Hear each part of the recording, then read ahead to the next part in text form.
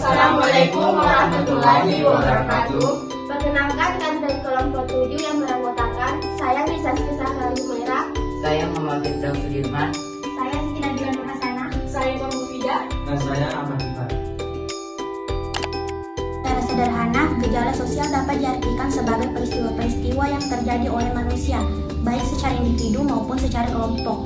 Pada dasarnya, gejala sosial menyangkut nilai-nilai sosial dan moral antara lain, mencakup gejala ekonomi, gejala politik, gejala budaya, dan gejala moral.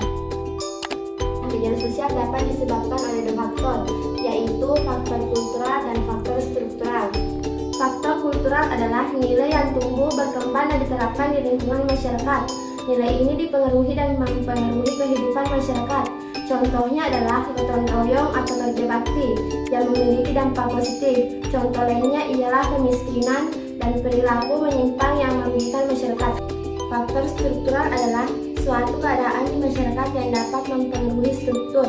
Dalam hal ini, struktur yang dimaksud ialah pola tertentu yang telah disusun masyarakat. Contohnya interaksi sosial dengan orang lain dan adanya penyuluhan sosial. macam-macam gejala sosial. 1. Gejala sosial di aspek ekonomi. Gejala sosial pada aspek ekonomi dapat dilihat dari banyaknya orang yang tidak dapat atau mampu untuk memenuhi kebutuhan hidupnya sehari-hari. 2. Gejala sosial di aspek kebudayaan. Indonesia memiliki banyak keragaman budaya pada setiap wilayah kedaulatannya.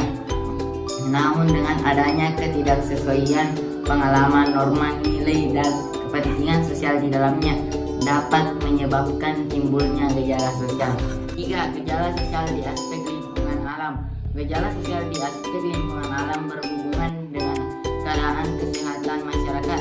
Hal tersebut terjadi karena adanya ketidaksesuaian kondisi lingkungan tempat tinggal. 4. Gejala sosial di aspek psikologis. Gejala sosial di aspek psikologi terjadi apabila pola pikir keseharian individu maupun sekelompok orang berseberangan dengan tatanan kehidupan yang berlaku di masyarakat. Sementara itu, adapun contoh gejala sosial berdasarkan ragam aspeknya. 1. Gejala sosial di aspek ekonomi. Beberapa contoh gejala sosial di aspek ekonomi diantaranya adalah kemiskinan, kriminalitas, kesenjangan sosial, pengangguran, dan lain-lainnya. 2. Gejala sosial di aspek kebudayaan. Beberapa contoh gejala sosial di aspek kebudayaan adalah kenakalan remaja, konflik antara suku, diskriminasi, gender, pernikahan dini, perceraian, eksploitasi lingkungan, dan lain-lainnya. 3. Gejala sosial di aspek lingkungan alam. Beberapa contoh gejala sosial di aspek lingkungan alam sepertinya wabah penyakit menular, munculnya virus penyakit baru, dan makanan beracun. 4. Gejala sosial di aspek psikologis. Beberapa contoh gejala sosial di aspek psikologis diantaranya seperti munculnya penyimpangan ajaran agama, munculnya raja-raja palsu, gerakan separatis anti pemerintah, penyimpangan seksual, dan lain-lainnya. Dampak positif dari gejala sosial. Yang pertama, meningkatkan angka kriminalitas di tengah masyarakat. Yang kedua, terjadi kesenjangan yang jauh antara masyarakat golongan miskin dan kaya. Dan ketiga, dapat memunculkan kesenjangan antara kelompok yang merujuk kepada perpecahan. Yang keempat, banyaknya industrialisasi dan peningkatan. Adapun dampak negatif, yang pertama, menimbulkan munculnya norma dan nilai. Yang kedua, kesetaraan gender antara laki-laki dan perempuan. Yang ketiga, berkembangnya lembaga-lembaga sosial baru. Yang keempat, pemerataan pendidikan formal yang semakin merata. Yang kelima, berkembangnya ilmu pengetahuan, teknologi, industri, dan kesejahteraan politik. Yang keenam, kebebasan dalam beragama. Solusi permasalahan sosial. Mengembangkan industri kecil di pedesaan. Pengembangan industri merupakan satu langkah yang utuh mulai dari sosialisasi, penanaman motivasi, dan mindset. Seleksi pembinaan, bantuan modal, bantuan pemasaran, dan manajemen usaha.